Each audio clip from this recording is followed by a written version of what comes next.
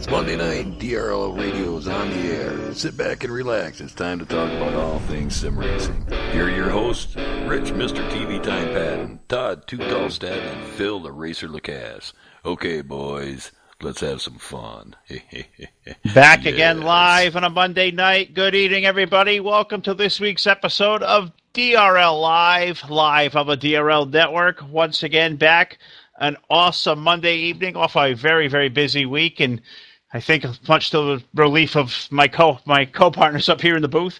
Probably a little relief to get out of Daytona, as we spent about 2.5 weeks down there for Daytona Speed Weeks and time to get off, do some other things. But back on the airwaves tonight. Thank you out there, everybody in YouTube land, for watching us this evening. My name is Phil Lacasse, along with Joe Allen tonight, and Mr. TV Time, Rich Patton, at the controls as always. And I think Todd Stanton will be joining us here a little later on. You had some personal stuff going on this afternoon, so we'll see if he can't get on the horn. And he filled in so eloquently for me last week, so I'll take his place again here tonight. But thanks out there, everybody out there, for watching. Be a part of the conversation here later tonight. Find DRL Live in the SRA TeamSpeak, the IP listed on your screen. Come in, be part of the conversation tonight, and a lot of great things to get to. But Joe, coming off a busy week, we said we spent about the last 2 weeks down in Daytona, so a lot of great things going on during Speed Weeks, and I'm sure you're as relieved as I am. I know Todd's certainly, happy we're out of Daytona, onto some different things, but we saw a lot of great things here these last couple weeks. Oh, most definitely. Got a little bit of Daytona sun, came back home with a suntan, and, ready to get on to what a lot of us call real racing, and that's what we saw, when we started visiting some of these other tracks outside of Daytona. A lot of leagues went to a lot of different places. I see Auto Club Speedway on here, Atlanta Motor Speedway, a lot of leagues visited. I see Texas Motor Speedway on there, Phoenix. So, we see a whole bunch of different tracks that a bunch of these different leagues reviewed or went and visited for their respective league races, Phil. So we're back into the swing of things, though. Everybody's kind of doing their own thing, so it's good to see the real racing going on, and I know we're all excited for what we have coming up over the next couple of weeks as well.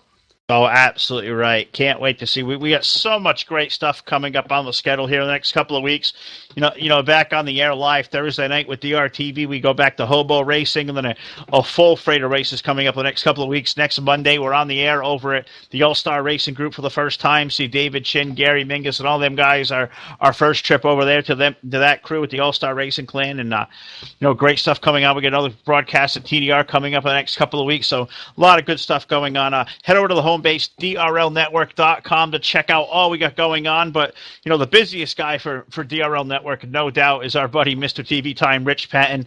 Back on the controls, as always, tonight. Rich, we've been certainly busy here, and back again tonight with another edition of DRL Live, and I think we got a full loaded, jam-packed edition ahead of us. Yeah, no kidding. We've got a lot of stuff going on, and we're going to get into the weekly review and the speed rounds and roundtable here shortly. Just wanted to give a big hats off to David Chin out there. David Chin made a donation to DRL Live this past week to keep things going for us, so we greatly appreciated David, and never did ask for donations before, but it's great to see somebody jumping up and taking a stand and going for it. Also, just to give everybody a heads up, in the DRL Network fan club base, DRTV, however you want to look at it, we did have some technical difficulties over the weekend in one of our live broadcasts. Well, we got that straightened out now, and I don't think we're going to have that problem anymore. A little bit of a fan cooling issue going on, but it's all been corrected now, so we should be good there. And because of that, we're going to go ahead and go back over to FSB here within this next month and give them a free ride and put on one heck of a show from them guys. So looking forward to getting back out there and showing FSB what we can do at DRTV. So a lot of good things going on here, and I know you guys got a lot of review stuff to go on, so I'm going to go ahead and turn it back over to you and let you have it, and we can get into the weekly review.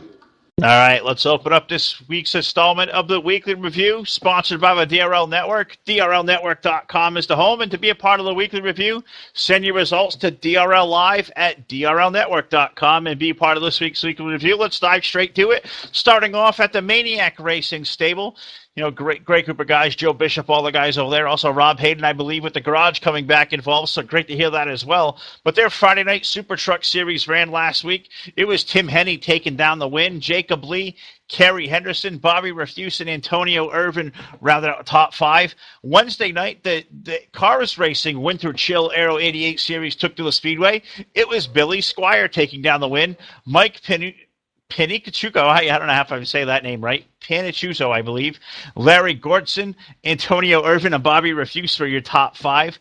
226, the N4 Knights 2017 Cup Series kicked off with their version of a Daytona 500. It was Ben Simmons being pushed to the win by teammate John Beneski to open the 2017 Cup season. Beneski finishing second to Ben Simmons. Brandon Elder, Antonio Irvin, and Jason Klein rounded out the top five. And the following night, they kicked off a 2017 Truck Series at Daytona. It was Larry Gortson taking down the win, pushed by teammate Ben Simmons to the line in dominating fashion. They ran 1-2 the entire race. Gortson with the win, Simmons second. Mike finishing up third. I'm going to let Joe fix that name for me here in a second. Kerry Henderson fourth, and Antonio Irvin, Joe, round out the top five. All right, well, moving over to our friends over at the Extreme Motorsports Racing Stable, their Monday night Xfinity Series. For their Power Shares Triple Q 150 at the Daytona International Speedway, John Wall took down the win. Steve Looney was second. Ryan Pace was third. Frank Divins was fourth, and Chris Carroll was fifth. And moving to their Tuesday night Extreme Monster Energy Cup Series, they took down the Daytona 150 again at the Daytona International Speedway. Jerry Walters was your winner in that event. Greg Lovell was second. Rick Moon was third. Chris Aiken fourth. And Jesse Klein rounded out the top five. Moving over to the Fast Racing League, the Goodies Dash Series took to the Texas Motor Speedway for the AAA 175. It was Brandon Hawken taking down the win, followed by Tommy Bordeaux, Robert Balcom, the Reaper Steve Gordon, and Sean Whitehill rounded out the top five. Wednesday night, March the 1st, the Under Armour Cup Series took to the Phoenix International Raceway for the Subway 200. It was once again Brandon Hawken taking down the win, followed by Tommy Bordeaux, Davey Hazard, Ryan Pace, and Corbin Huffman rounding out your top five. One night later, the Chromatic Design Truck Series took to the Watkins Glen International Raceway for the Camping World 150. Once again, the third night in a row, it was Brandon Hawken taking the checkered flag, followed by Tommy Bordeaux. Broken record there. Ricky Collette, Ryan Pace, Sean Whitehill rounded out your top five. And finally, one night ago, the Sunday Wannabes Classic Cup Series ran at the Auto Club Speedway. It was Ryan Pace taking down the checkered flag. Corbin Huffman, William Page, Sean Whitehill, and Kobe Martin rounded out your top five. That's a report from Fast Racing. All right, little blurb sent to us from Afterburner Motorsports. After a great week of racing at Daytona International Speedway, Afterburner heads to the Atlanta Motor Speedway. But before they got there, Daytona was the final race. The TNT Open Cup Series ran 70 laps, caution-free among 17 drivers. Some of the best racing they've seen at Afterburner, so they're heading off to Atlanta. Everybody's welcome over at Afterburner Motorsports for some plain old fun racing. And then now moving forward to the TDR Racing League, the 358 Super Dirt Series headed to the Springfield Mile. Grant Wesley took down the win. Martin Karch was second. Teammate Kelly Horner was third. Scott Geiswhite was fourth. David Day rounded out the top five. The Thursday night NRT Pro Truck Series visited the Mansfield Motorsports Park. Robert Balcom took down the win in that event. Richard Hadler was second. Kelly Horner was third. Jason Scrokey, that's J-Rock, was fourth. Myself, Joe Allen, I finished fifth. And Joey Demand took home $20 in Amazon gift cards for his qualifying effort in the NRT Pro Truck Series on Thursday night. The Geiswhite Creations Dirt 55 Series took to the Springfield Mile on Friday night. Kelly Horner was the winner of that event. Grant Wesley was second. Reaper was third. Bruce Howell was fourth. And Jack was fifth. And on Saturday night, the Apple Collision Premier Cup Series visited the Atlanta Motor Speedway. Derek Justice took down the win in that event. Jeremy Jeffries was second. Justin Malillo was third. Alex Davis was fourth. And Reaper rounded out the top five. And finally, their Sunday night Aero 88 Super Speedway Series took to the high banks of Todd Ring. Dakota Wilkins was first in that event. Congratulations to him. Todd Stanton was second. Martin Karch was third. Reaper was fourth. And our old pal Scott Schroer rounded out the top five for that event. There was some good racing at TDR over the weekend as well, especially that event last night. But moving over to the Fuel Racing League, they ran the Panasonic Cup Series, the Rhino Linings 350K at Las Vegas last week. It was Colin Keister taking down the checkered flag with Brandon Lawson, Tommy Bordeaux, Ricky Collette, and Colby Martin rounding out your top five. And also later on in the week, the Fuel Retro Series, presented by the Insomniacs, ran their version of a Daytona 500. It was Tommy Bordeaux claiming the checkered flag over Dennis Chambers. Michael Marotta, Frank Divins, and Jerry Walters rounded out your top five. That's the report from Fuel Racing League. Moving on to the Fast Track Elite Sim Racing Group. That's ran by Joe Morabito and Denny Daniels. Joe Morabito was actually the inaugural winner at their event at Daytona International Speedway. Second goes to Kilojoules. Jonathan Reed rounded out the top three there. Only 2 cautions that event for 5 laps under caution there. 14 lead changes, and Fast Track Elite Sim Racing heads to the Atlanta Motor Speedway next week. That's open setup, so be sure to check them out if you're looking for some good open setup racing. A lot of great guys over at FTESimRacing.com was where you find them guys. Moving over to the Insomniac Motorsports Group, nothing as far as results, but I was passed a note by Jesse Klein this afternoon. The Insomniac Motorsports Group announces the Monster Energy Cup Series to be run on the Gen 6 BR mod beginning tomorrow night, March the 7th. Practice time kicking off at 10 o'clock p.m. Eastern. The drivers' meeting will be at 11 p.m. Eastern time, running at the brand-new Atlanta SRA version racetrack, Joe, that we've seen a lot in this past week. And great-looking racetrack, so guys looking for another Cup Series to run, the late-night group, the Insomniacs, they're going to hook you up here starting tomorrow night, running the full Cup season with a chase and the whole 9 yards. So check them guys out at Insomniac Motorsports. Yeah, a lot of good racing happening over at the Atlanta SRA. And another league that took to Atlanta Motor Speedway, the FTF Racing Group on Sunday evenings. 55 drivers attempted to make the 40-man field at Atlanta Motor Speedway for their Coca-Cola 400K, sponsored by Kyle Merkel. Cosmin Ionishu showed early strength, won his first 2017 Crush Pole Award. Colin Keister had the stages set in his favor. Colin won back-to-back stages. They follow the actual point series. Stage 1 and Stage 2 went to Colin. Late incident didn't fall in Colin's favor, however, but he was actually relegated to an outside top 20 finish. But after strategy, Corey Carpenter was the winner. He went into overtime and held off Matt Vassar and Cosmin Ionishu, who both finished second and third, respectively. Taylor Morgans takes over the point lead with co-leaders Chad Mikos, I'm sorry if I mispronounced that, and Andrew Fessler both failed to qualify for the event. Morgans did not finish in the top 10 in either Daytona or Atlanta Motor Speedway for the past 2 weeks, which is big notch for some of those fantasy guys that are partaking in the FTF Fantasy League. Next week, they head to the Las Vegas Motor Speedway for the Sonic 200. Yeah, great series there. The Camping World Series been a part of the FTF Racing Series. They're looking at another result that just got sent to us over. The FTF guys on that Sunday night Destination Series, as Joe said, 55 drivers attempted to take the green flag last night. So check those guys out. FTF Racing as well. Moving over to the Bohica Racing Clan. iRacing result for you all here. That Adam Holmes setting over. Still looking for more drivers. They've been having some great racing, very minimal cautions there. But round number 9 of 13 is going to roll off this week. The street stocks will roll into Charlotte, and the K&N Series rolls into the New Hampshire Motor Speedway. The point standings moving into this week for the, I believe that's for the K&N, no, that's for the street stocks. Gerald West comes in with the point lead with a 41-point advantage over Jason Andrus. Adam Holm currently third. He's about 47 points back. Mike Massey and John Wimbish round out your top 5 there in the point standings. The K&N Cup Series over at Bohica. Adam Holm is your point leader with, a 322 points scored, a slim margin. Gerald West at 309, so a very, very small margin there. Jason Andrus is third with 294. John Wimbish is fourth with 277, and a distant fifth, Bradley Cross, 189. So that's all the great stuff at Bohica. Find them at bohicaracing.blogspot.com, and as Adam would say, come get some. All are welcome. That's the report from Bohica, Joe. But I believe you've got the SRA 711 series, so I'll throw it to you for that report. I sure do. The Sim Racing Association 711 Super Truck Series took to the brand new Atlanta SRA track this Wednesday evening, and Brandon Lawson, number 40, took down the win for that event. It was sponsored by TDR Racing. It was the TDR Racing 175. The race needed 3 green-white checkered attempts. They follow the old NASCAR green-white checkered rules, up to 3 attempts. They used all 3. The last caution in the event came out when Colin Keister got into the 17 of Jeffrey McClintock, and there is some money that's being awarded at the end of the year. Big old championship point fund that Brandon actually decided to donate his race winnings back into that point fund, but they do have some performance award programs as well. The XFM Pole Award went to the 14 of Colin Keister. The Blue Dreams Graphics Lap Leader Award went to the 14 of Colin Keister. The Insomniac Sherwin-Williams Fastest Lap Award went to the 57 of Maverick Morrow. The Advanced Carpentry Hard Charger Award went to the 57 of Maverick Morrow. The Extreme Motorsports Half.com Halfway Challenge Award also went to the 57 of Maverick Morrow. And finally, the Goodies Extreme Headache Powder Award went to the 15 of Matt Watkins.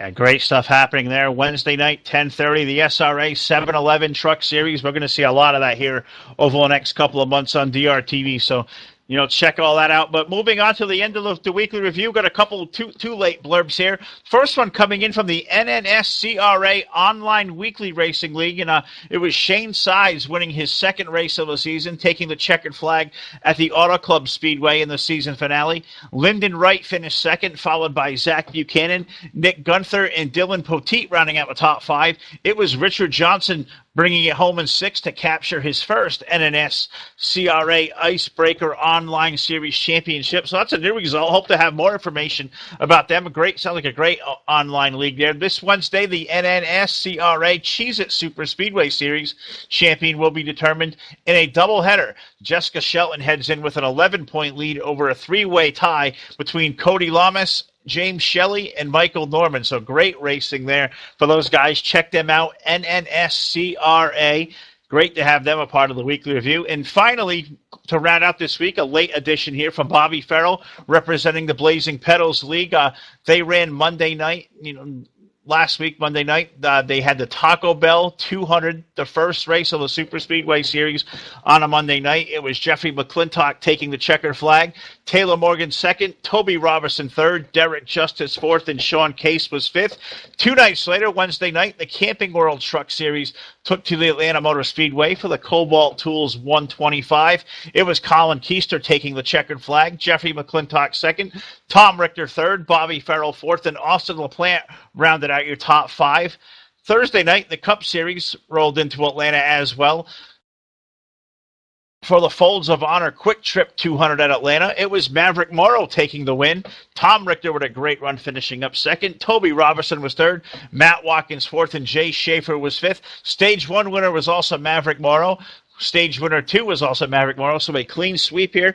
Guys trying out this new stage point system, Joe. That's a report from Blazing Pedals, and that's all for the weekly review this week. For all you leagues that like to get involved, send us on over an email, drlive@drlnetwork.com, and be part of the weekly review here on the talk show, Joe. But great results from all these leagues out here this week. A lot of great stuff, and we always welcome more to be part of the weekly review. It's always cool to see what all these other leagues are up to. Oh, yeah. I love seeing all the results that are sent in to us. Shows where all these leagues are visiting racetrack-wise and, how many leagues are actually, a part of the community. And the more results we have sent in to us, the bigger picture it paints for all of our viewers on really how large this community actually is, Phil. So I encourage everybody out there, if you haven't heard your league be called for some of these weekly weekly results that are submitted, be sure to send an email over to us. Get your results and get your league out there. It's free advertising. We don't charge anything for this, and we appreciate all the support. And, use this as a little bit of advertising for your league. We'd love to put you on air and, display the drivers that you have at your league. And, but, Phil, it's exciting, man. A lot of different racetracks that a lot of these leagues visited. So a lot of variety and options for some of these drivers to go out there and kind of race where they want to race. No, absolutely right. A lot of great leagues all over the landscape, so be a part of it all, and we'd love to hear about it here on DRL Live on a Monday night. But, Rich, we had a loaded weekly review. I think we got through it there in a good clip of time, but I know we got some loaded topics for the speed round, so I think we got 2 this week, unless you've snuck in that third one, of course. But what do we got on tap for the speed round this week? Yeah, just to give our listeners a heads up on how this is going to work. As usual, we haven't been doing speed rounds here lately, but we're going to get back in the swing of things tonight. We do have 2 topics tonight. I'm not going to throw a surprise one in there on you guys because I think these 2 are going to be good enough. But keep in mind, the speed rounds are exactly what they're called. They're speed rounds. As soon as the first speed round starts, they will have a 5-minute timer ticking them down. As soon as the timer is up, I will butt in no matter where they're at, or if I'm in there, I'm going to break it up, and we're going to move to the next speed round, and the timer clock will start all over. First topic of the speed round tonight is going to be how real is too real when it comes to sim racing. Go. Well, I kind of come up with this one, Joe. Just kind of thinking, we have all these guys, all these great new tracks, all these modders do some terrific things as far as the tracks and go and making them look and run up to date. But I think the problem we're getting into, and I don't say it's a problem, but I guess it's a good thing in a way. But some of these guys, as far as leagues and setups, we're pushing the realism envelope a little bit too far in some aspects, trying to make these things run like you watch them on TV, running a little bit of loosey-goosey, running free. Well, we're all not professional sim racers. by no means. So guys like you or I know you're a top-notch guy, but a guy like me who usually comes in and runs about mid-pack everywhere I may go and maybe string a good run together every here and there. I'm not a Sprint Cup champion or a Monster Energy Cup Series champion. I'm not one that can drive on those loose sets, and I think a lot of times we fall into that preconceived notion of you got to have it real, you got to drive these things loose, and sometimes it makes for some really, not so good racing and a lot of caution flags that can ruin an event because, frankly, who wants to go out there and run an entire night under the caution flag with very minimal green flag racing and all at the benefit of trying to call it real? I mean, we're playing a sim here, I think, Joe. We're all online sim racing. We're all trying to go out here and have fun. And I don't know about you, but I don't find lap after lap after lap behind the pace fan or the pace car or whatever it may be.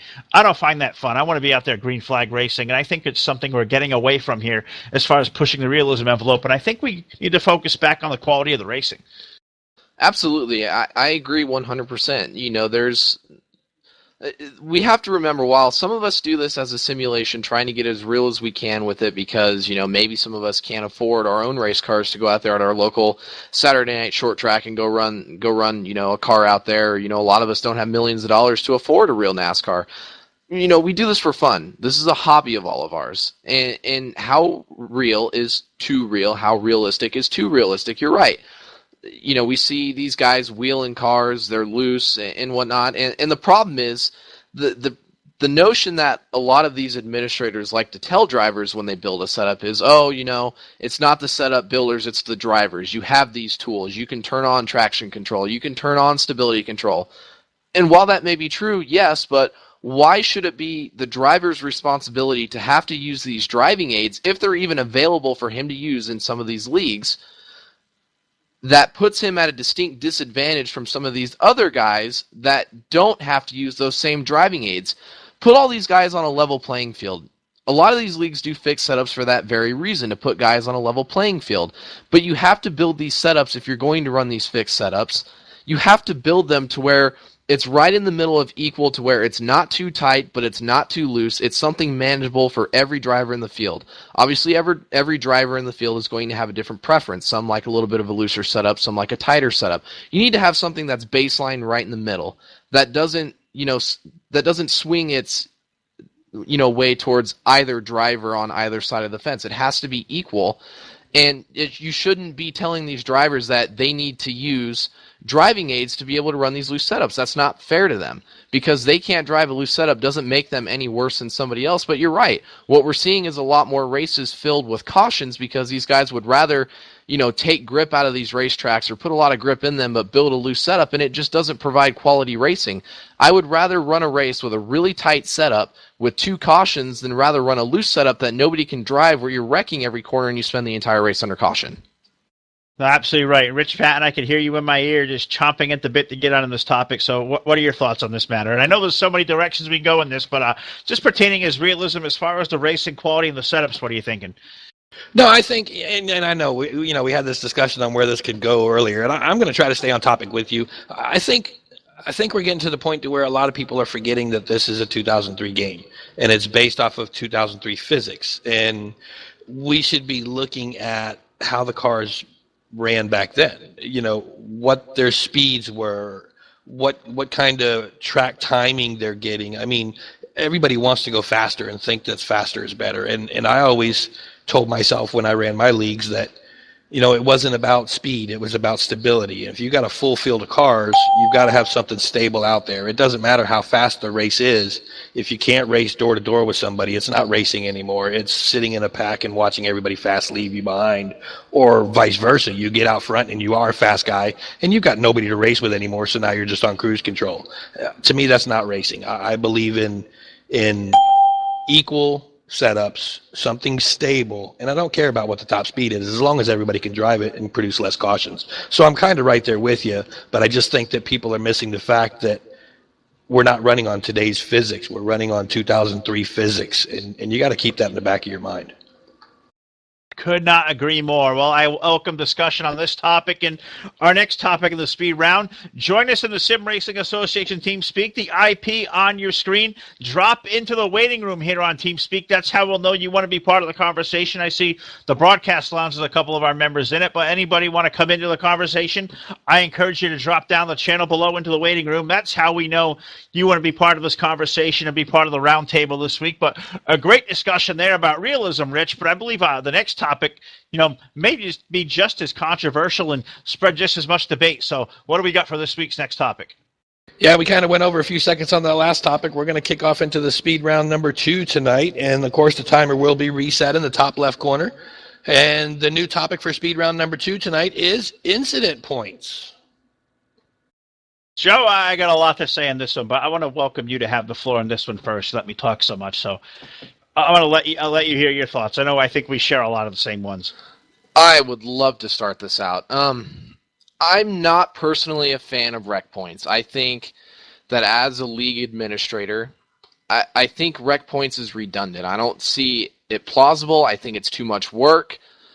You're calculating things. Drivers have to pay attention to their rec points. I don't think it betters the competition level. I don't think it makes you drive smarter as a driver the next week knowing that you have rec points against you.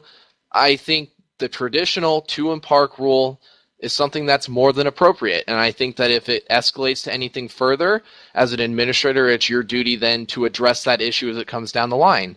But like guys that equal 2 rec points and have to park the next week, I don't agree with that. Accidents happen. That's the problem. Guys make mistakes.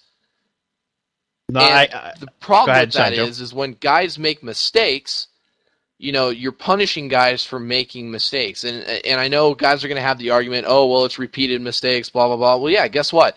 God forbid you claim involved in an accident when it comes to rec points, and you only claim involved, you're still looking at a harsher penalty than claiming your accident if, for one, you don't know that it's your fault to begin with. If it's controversial contact between you and somebody else and you think that you might have not been at fault with it, you're still going to take the hit rec point-wise because you didn't go and claim your caution.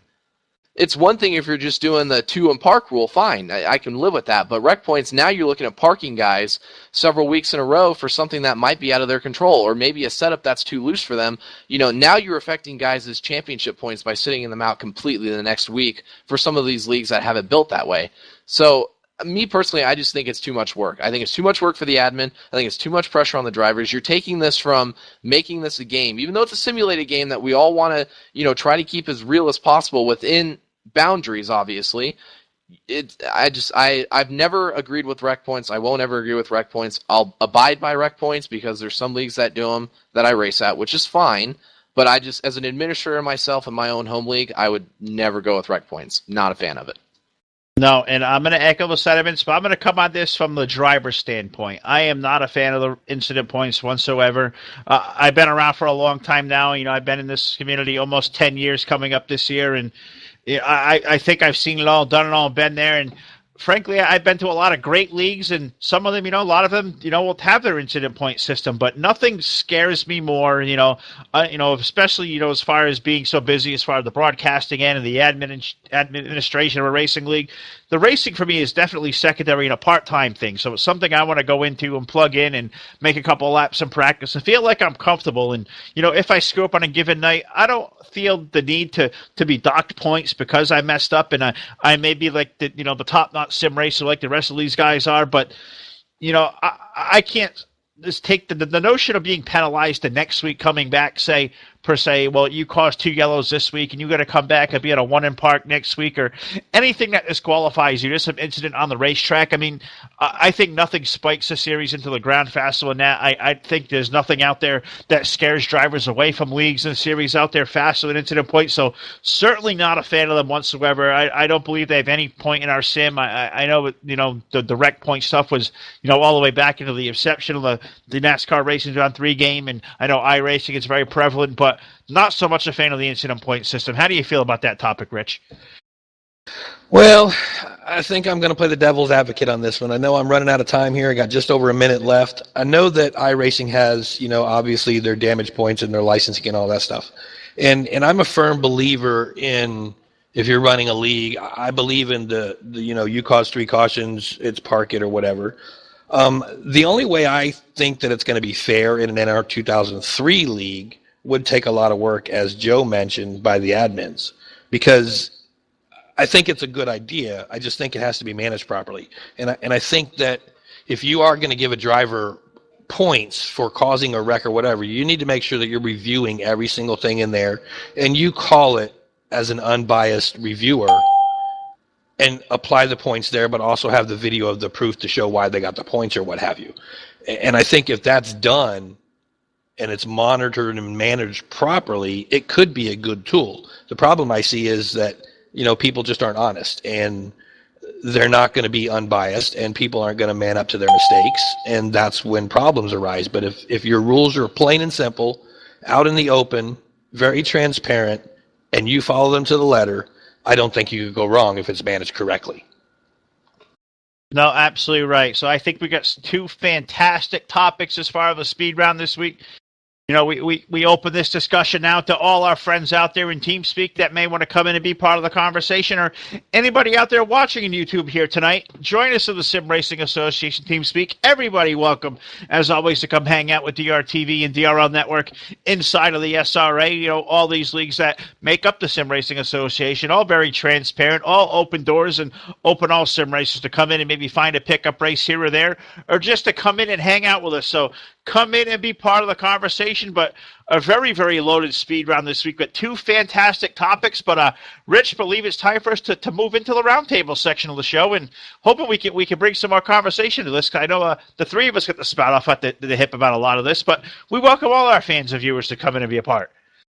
Yeah, we're going to join us into the roundtable now. I'm not sure if he's ready, but I'm going to drag him in here anyway to see if he's ready, because I want to talk to Gary Mingus since Gary's out here. Maybe his microphone will come back on real quick if we can get him on the air. But the reason why I wanted to bring Gary into this roundtable is because I know he's got some televised DRTV races coming up. And it might be a good idea to even talk about that. Gary, you got your ears on. Yes, I do. How you doing, guys? Pretty good, Gary. Welcome to the show. We got Joe and Phil here with us tonight. We're missing Todd, but we wanted to bring you in here and see if you wanted to give us a little bit of insight, be a part of our roundtable tonight, and also tell us what's coming up over at All-Star Racing, because I know you guys got a DRTV event coming up. Yeah, I'm just excited about everything that's going on over at ASR. We've got the Monday night Talladega 250, sponsored by Best Logistics Incorporated, and then in the next month on April the 9th, we have the Bryant Motorsports and Parts Barn race that's set up to do. We pretty much locked in on the track and the bid there at Charlotte, I believe it is, and some of that's still up in the air, but preparations are made. We're all ready for the Monday night race at Talladega. There's going to be a trophy given out to the winner. Plus, we have Scott Guesswhite Creations has agreed to donate some of those hot and cold drink cups for the first, second, and third place that will have an insert in them that will show a render of the first, second, and third place winners, and we will mail those out to those people. And it's going to be a blast. We've currently got right at 29 guys signed up, and our files uploaded. We're ready to go, and I'm excited about it. It's going to be a lot of fun. Well, Gary, I know on behalf of all of us, we're really excited to come over to ASR for the very first time. But, for all our viewers who may not be familiar with ASR and all the great things they got going on, I know we've talked a lot off air the last couple of weeks, and you brought me up to speed on all the great things you guys do as far as the great racing and all the series and nights you all run. But for our viewers out there for maybe listening for the first time about ASR, tell everybody how they can find you guys and all the great things you guys are doing night after night. Well, if you go to our webpage, which is at ASR, it's actually All-Star Racing, 2K3.net. That page there, if you Google it, you can find it. On Facebook, we've got a Facebook page there for ASR Racing. You can sign up. It's pretty much wide open. We run 7 nights a week, 3 of those nights we run with pick setups in the CWS 2014 series on Monday night. On Tuesday night, we run the NXS 15 in a fixed setup. Wednesday night is our biggest change this season. We're running a full 36 race season, which has just started. We're only into the second race of the Gen 6 BR15s and Gen 6 on Sunday night that are open setups. The Wednesday night series will be mirrored after the regular NASCAR season, being that we go through Daytona, Atlanta, everything that NASCAR does, and the weekends we'll be running fun races for that night that NASCAR is not running a race that particular weekend. But the rest of them are 12 race seasons and lots of good pick setups. We got the DMR 16 series on Friday night, and Saturday night the good old NCTS 09 series, and of course, like I said, on Sunday night it's the Gen 6 BR. I believe it's the 15 series that's on Sunday night, so I'm not sure, but you can check the web page and it's free to sign up, and best thing in life for free. Well, Gary, it sounds like you guys got yourself a jam-packed week of racing. I see some throwback mods in there with the old NCTS 09 mod that was so popular and famed for many years by a lot of leagues. New Generation 6 mod is out there on Sunday evenings. A little bit of mixture of open and fixed setups. I know you got to run here in the next 5 minutes or so because you got to get yourself into the admin chair and get prepped, but let the viewers know some of the heavy hitters over in your league. I know you guys probably have a different array of drivers, but if you had to, let's say 5 drivers, if you had to name 5 drivers right now that are probably the heavy hitters in your league, who do you think they would be as far as a competition standpoint for some of our viewers to know if they're looking for a league to go race with some heavy hitters with some good competition? Well, I tell you, there's a mess more than 5, but if I had to pick top 5, I would put probably our 2 Aussies. We have 2 Australian racers that come over and race with us in the open setups, Bobby Dazzler and Stanley, and then we've got our regular airman Dave, who's won several championships with the league, David Chin, and it's been pretty, and I myself actually won a Aero 88 championship this past season, so there's a lot of good competition. We've got a lot of good, courteous, clean drivers, and there's very few cautions, and it's just a lot of fun, and everybody respects one another. It's not overruled so bad that it just beats you to death. It's pretty simple, and we're using these TV races and everything as a promotion to get guys to sign up to come over and give us a try. And like I said, it doesn't cost you anything. We're one of those free ones that well diversified and a lot of interesting things going on, and a very close-knit bunch that's been around for better part of 10 years or more. I've only been affiliated with them for 3 years, but I've enjoyed it, and they thought so much of everything that I was trying to do to help promote the league that they made me an admin for a series on Saturday night this season. Well, Gary, you've been a brother to us here on the network for many, many years now, so great to have you over here for the first time on DRL Live, and cannot wait. A week from tonight, we'll make our first trip over to All-Star Racing Group, and can't wait to get to Talladega and see all you guys and see what you're all about over there. So we'll let you get out of here and get you back to the admin chair, and we'll see you here in a week here live on DRTV, my friend. Can't wait, and Austin to catch up with you here again.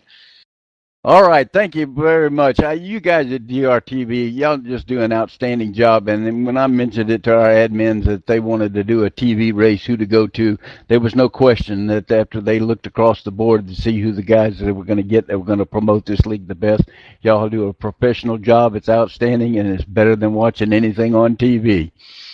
Well, Gary, we certainly appreciate those kind words indeed, and we'll certainly see Gary Mingus there Monday night next week. We're here tonight with an episode of DRL Live, but great to talk to Gary Mingus. He's been a good guy, been in this community for a very, very long time. He's taken care of us. He's broadcast with us in the past, so great to see him and great to get over there next week. Last episode for us of DRL Live here for a couple of weeks. We got the All-Star Racing broadcast next week at Talladega. And also 2 weeks from tonight, we make a return trip over to FSB Racing. Cannot wait to go back. We had an awesome event at FSB for the first time yesterday for DRL Network to broadcast the Daytona 500. So if you didn't see that broadcast, check out the archive on YouTube.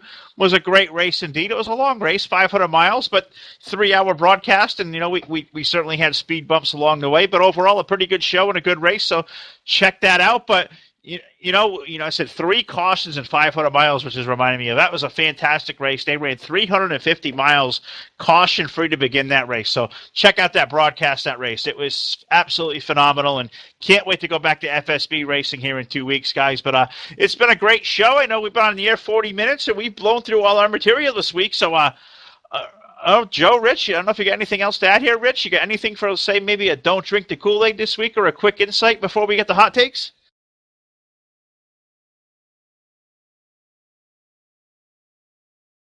We're going to jump straight into our next session, guys, which we haven't done in a while because I think the last time we were up here, we might have lost Phil towards the end towards one of our radio or talk shows, so we didn't get our infamous hot takes in. So tonight, we're going to go straight to hot takes to end the evening. All right, guys, well, it's time for